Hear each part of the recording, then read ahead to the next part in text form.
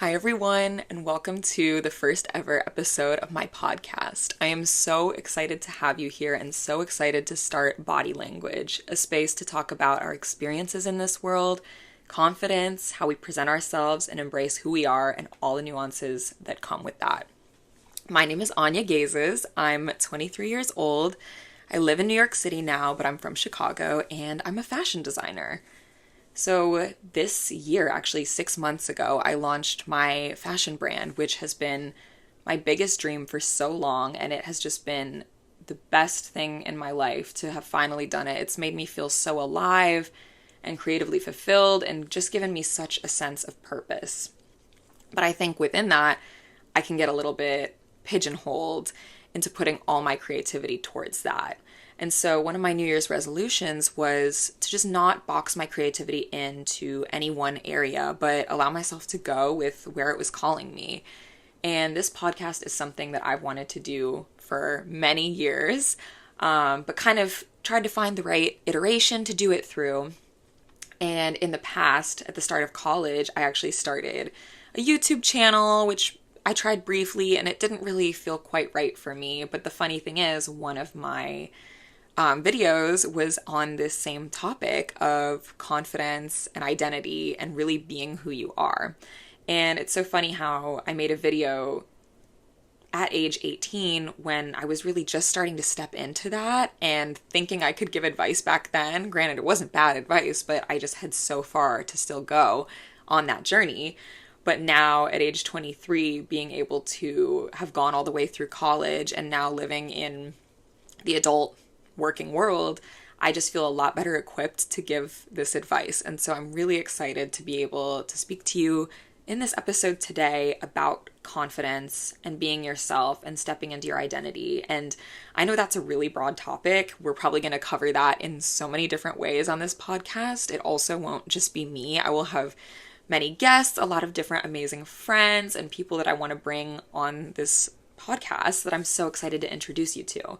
But for today's episode, I just want to dive into a little bit about being yourself and really just owning your identity, even when it feels difficult and when it feels like people are kind of telling you who they want you to be. So I want to give a little bit of a backstory and just tell you a bit about my confidence and my own struggles with identity and being myself. So I feel like right now I'm really similar to who I was as a little kid. Just outgoing, loud, really interested in creativity and performing, and just charismatic and put myself out there a lot. And, sometimes that would be met with people who liked it, and sometimes that would be met with pushback. It could result in more arguments when I was younger with, more judgment. But I feel like I didn't internalize that until maybe fifth grade, start of middle school, when it started to kind of scare me, the concept of being disliked, the concept of not being everyone's cup of tea or something I said or did not getting the right reaction. It started to feel really heavy and really scary. For a little bit of context about my school too, I went to a pre-K through 12. So we were together from age 3 to 4 through 18. And that made for a really interesting environment, I'll say that, where it was really hard to escape the idea of you that other people formed. If you had a fight on the playground with someone at age 4, that grudge would be carried often through adulthood, which is crazy. And we just didn't have the opportunity to, go to a new school at the end of elementary, middle, and high school. And instead, kind of all those ideas we had of each other really stayed and just magnified. So funny enough, my name is not the most common, but in kindergarten met one of my best friends whose name is also Anya. And people would always tell us apart. I'd be Anya G, she'd be Anya H. But on occasion, people thought it was funny to kind of make up other names to differentiate us. And one that came about to differentiate us was Nice Anya for me and Mean Anya for my friend, who is not mean, but has always been more outspoken in her thoughts. And for me, I feel like I was just always, or at the start of middle school, became such an intense people pleaser. I just started to pick up on what people liked and what people didn't like, and really just wanting to be the most digestible version of myself, caused the least amount of friction. I was so scared of people disliking me that it really made me hide who I truly was. And I felt like around family and around friends, I was still that same version of myself I was as a little girl, still just as wild and funny and intensely myself, loud and perfect. But I just felt paralyzed. I could not be that around other people. I feel my school made it hard to be that as well. It wasn't exactly encouraged to be yourself, to make mistakes. And I feel like I internalized it very much as like, how can I stay as far away from judgment as possible? And that ended up at kind of its most intense form in me just not speaking in class. I was so afraid of being judged, of saying the wrong thing, of being laughed at, of being perceived wrong, that I was just quiet, and I didn't want to be, but it felt so paralyzing and I felt stuck. I kind of started to describe myself as a chameleon. I could sense what everyone wanted me to be, and I would just be exactly that. And it wasn't that I wanted to, not show people my true colors. I wanted to so badly, but I think more than anything, I felt so stuck in this nice Anya box, and it just felt safer to be what people expected me to be. And I was so afraid of being disliked that I just wanted to make others happy. So I'd show up in a way that was most digestible, most familiar to them, didn't leave them questioning who I was and their concept they had of me. And I feel like I really sacrificed my own sense of self to do this and became too many versions of myself to please all these different people. And it just was really draining. And for those of you who've experienced this, you know how heavy it is to feel misunderstood and feel that there is a whole version of yourself within you that you want to have other people see and know. And I felt that any time I would try to make a baby step towards that, I'd get pushed farther and further back into the nice Anya box.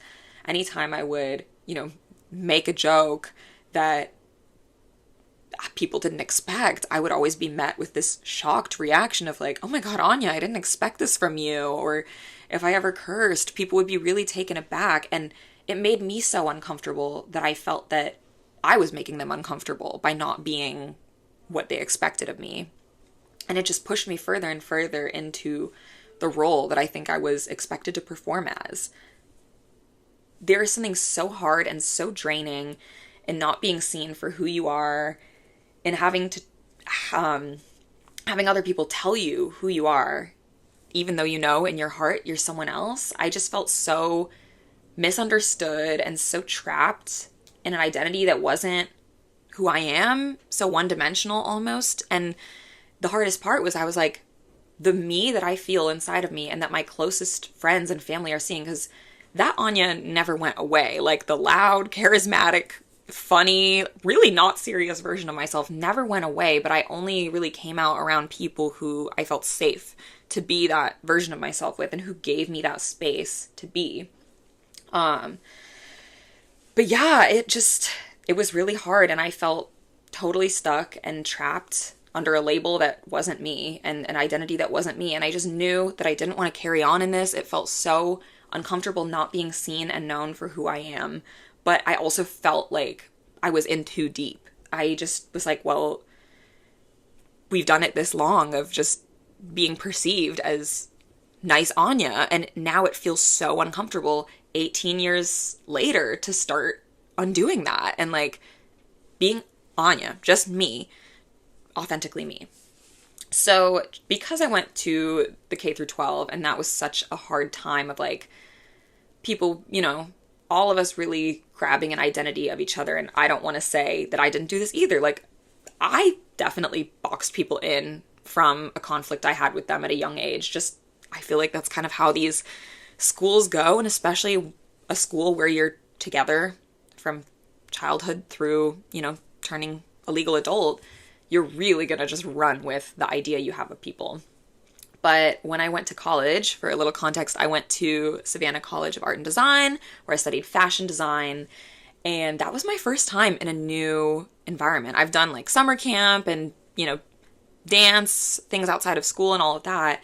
But this was my first time in like a permanent educational environment with a whole new set of people. I had been around the same people my entire life. And it was terrifying, but also I kind of knew going in, I was like, this is my chance. Like, this is the clean slate. And quote unquote, nice Anya does not have to follow me around here. This is my time to like step into who I am and be myself. So with college coming and being in the new environment, I just knew it was time to shed the labels that I internalized, and just realizing that like those labels feel so intense on you that everyone else gives you, but in all reality, they do not exist when you don't give them the power to hold you. And that is so easier said than done. I know environment plays such a huge part in this, so I just want to encourage you, if you're feeling this way, and sorry if you can hear some of the noise outside, it's a snow day here in New York, and street sweepers are coming through, all kinds of chaos is happening, but it looks beautiful outside. But yeah, just any chance you can get to give yourself a bit of a fresh environment, even just meeting one new person and showing up as yourself with that new person is such a beautiful thing and gives you an environmental shift, even if you're still in the same school or same workplace or around family who maybe you feel don't understand you for who you are. So the first thing, just as I got to college and knew, okay, I want to change this, I kind of was stuck with like, how?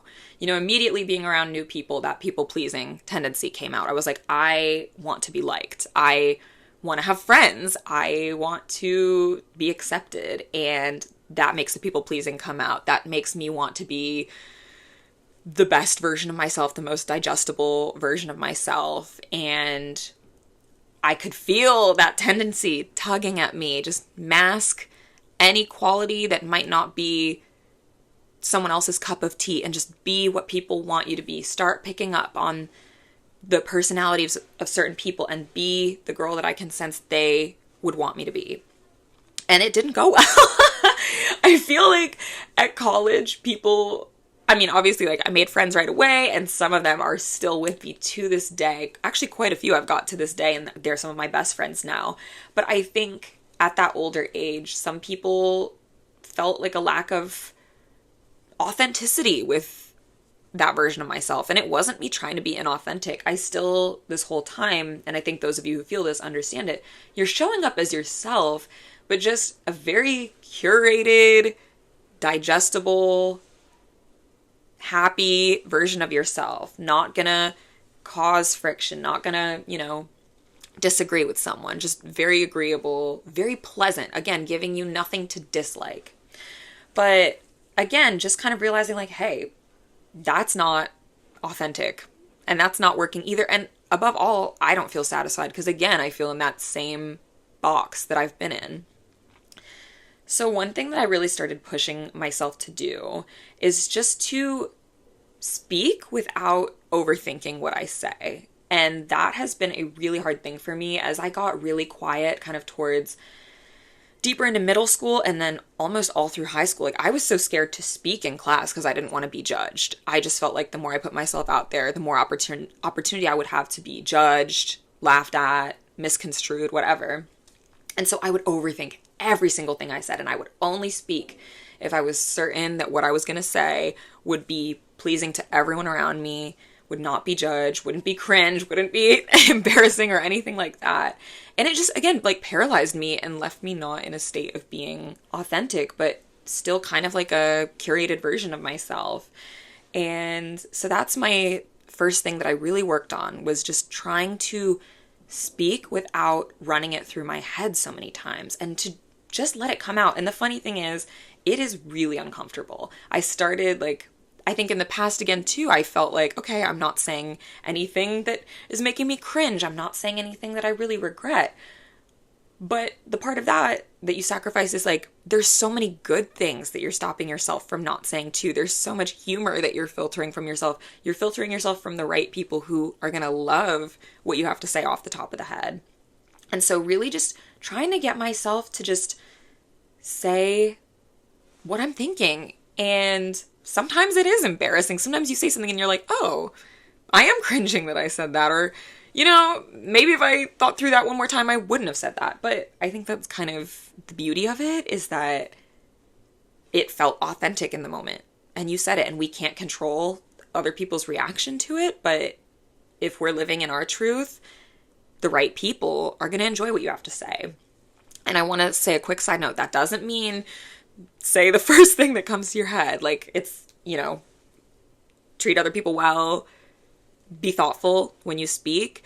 But I think the people who are really resonating with this podcast, think before you speak, is not a big issue that you're having. If anything, it's please don't overthink before you speak. Like, just let yourself be. And so I realized this concept as well that became super important for me, of like, just accept your cringe, your quirks. The right people will stay. And I've realized I want to show who I am, who my true self is, as quickly as possible. And I want others to show their true self as quickly as possible, so we can decide and not waste time in figuring out if we're a good fit. Because if I kind of mask my true self and someone ends up liking me for like an ideal presentation of myself that I'm giving, they don't actually like me. They like the nice Anya box. And that's going to burn me out really fast, because I'm going to feel that I have to put on a show. And then eventually they might even feel kind of like you hid something from me, or you weren't honest with me. And vice versa. Like, I want to decide if someone's a good fit for me and to be around me. And I just think we owe it to ourselves and others to show up as authentically as we can right off the bat, because this way we really don't waste each other's time in figuring out, like, hey, are we compatible or not? So my next point is to start living as who you are and how you see yourself. And this one was a big game changer for me.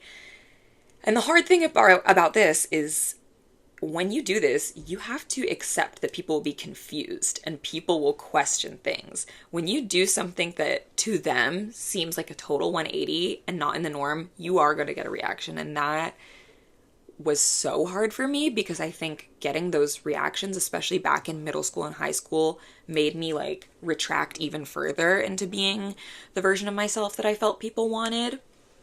But in all actuality, like, you set the tone for who you are. You dictate who you are. And it might take people a second to kind of get with the program of like, oh, like, maybe the idea I had of her isn't actually in line with who she truly is. And there might be that initial moment of discomfort for both parties, but you owe it to yourself to embrace it. They are going to question it, and let them, because the right people will stick around for the version of you that you are actually showing. And so show people who you really are is kind of an abstract concept. Like, how do you actually do that? One thing that was so healing for me, and especially being in fashion, and has just made me love my career so deeply, is wearing clothes that show who you are. I really think that your physical expression of self, and part of why I wanted to call this podcast Body Language, is it is so important. It is one thing that you dictate, our decoration of ourself. Your clothes, how you do your hair, your makeup, your nails, everything about how you carry yourself, that is, you own that. And that is up to you. And so truly, like, be in that. I think your clothes speak before you do, of like, this is who I am. This is who I'm telling the world that I am. And it is fully your own voice that should be in it.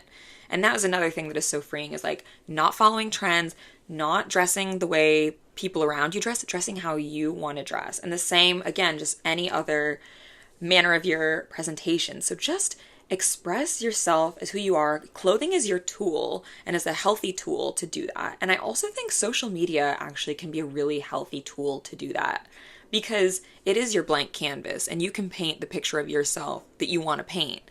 And so just strive to make it how you see you, not how you need others to see you or how others would expect to see you, but how you see you. Put the songs that you like, even if it might surprise people. Like, put up a picture where you are really feeling good about yourself, even if it might surprise people. And just own the spaces where you dictate who you are. And, if those things feel a little uncomfortable, first start small and personal. Make playlists of, music that expresses how you feel. Create things, make collages, get on Pinterest and just examine, who you are and what makes you feel like you and feel alive. You deserve to have that space that you take up where you are so in your vibe. That is like one phrase that I feel like me and some of my friends from art school come back to, just like, be in your vibe. I love it. Okay. Next concept is being okay being misunderstood. Be okay not being everyone's taste. That part is really hard. And again, it's that people-pleasing side that keeps us kind of masquerading a bit of who we are or being a chameleon into what others want. But it's the biggest thing I had to let go. Like, truly, it was my biggest fear. The thought of being disliked, I was like, oh my God, I do not want that. I want to be in control of what others think of me. And I had to realize that. It's like, it is a control thing. I wanted, in a certain way, to control what other people thought of me. I wanted everyone to like me. I wanted everyone to think I was nice. But that's not possible. There is not a single person in this world that everyone likes. And so I just slowly but surely, even to this day, I'm working on letting that go. Another thing I love is to be a dichotomy and to be two things at once, be more than two things at once. There are qualities about me that still to this day really surprise people. And I think they surprise people because they really hold on to the nice Anya concept. For example, I love rap. I have loved rap ever since I was little. I'm from Chicago. It's very important there, rap and hip hop culture. And I just love it. And that, without a doubt, whenever people ask me my favorite genre of music, they're always like, oh, that's so surprising. I would have never guessed that for you. And again, like, back in middle school, high school, that would raise like red flags for me of like, oh my God, like, I'm not being what people want me to be. But now I kind of embrace it. I love being a surprise to people, and the people who get me, and the people who don't. And that's okay. So it is so okay to just be like a collage of the things that you love and be two contradicting things at once. Like, you can be shy and love to go out to the club. You can be soft-spoken and love punk rock. Like, anything. You can be duality of man, duality of woman. Just allowing people not to like you. It truly is the hardest one for me, and the one that kept me so stuck for so long. And to really love yourself authentically, you do just have to let go of the control of what others think of you, because that keeps you stuck. And in the same people-pleasing patterns. My most recent update to this just embracing myself journey and unconditional self-confidence kind of plays into the unconditional part. And it's really easy to feel confident about the good parts of ourselves or the parts that we get praise for. But it's hard to embrace the parts of yourself that you're not as comfortable with, your imperfections, traumas, parts you need to work through. Loving my worst qualities, my least curated self, my imperfections has always been so hard for me. And anytime I would sense my imperfections or like not quote unquote acceptable qualities coming out, I think it would take such a big toll on my whole view of myself. And kind of a radical thing I started to experience in college was having a moment where I felt a quote unquote negative quality in myself. Maybe we'll say it's like, I'm suddenly in a really bad mood, or I feel jealous or something like that, that I viewed as bad.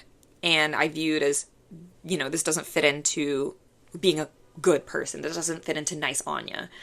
And just sit with it for a second and be like, I love this side of myself because it is me. Like, this is a part of me, and I deserve to love that too. Doesn't mean, stay in unhealthy patterns. but to kind of give myself the grace to grow through those moments and just say, like, because it is a part of me and I'm a good person, it is good. So I really just encourage you, anytime you start to feel self-judgment come up, just sit with that for a second and realize, like, you are human. That is one thing that me and my therapist have worked through the most, is I really have an impossible expectation of myself of, like, perfection on all grounds, being pleasing not only just to everyone else but to myself, and to a point where it's almost like expecting myself to be a robot. And my therapist always reminds me, remember, you're human, and imperfections are human, and these negative emotions are human, and it's not fun, but it doesn't make you a bad person. So I hope that if you needed to hear that, that really resonates with you today, because that is a big thing for me. And just like every single time this self-judgment starts to come up, just remembering, like, I'm human and I deserve, if I'm frustrated, it's okay if I show that I'm frustrated. And it's okay if I'm, if something hurts me, to express that it hurts me. It's okay to compare yourself. It's like, these are all normal things.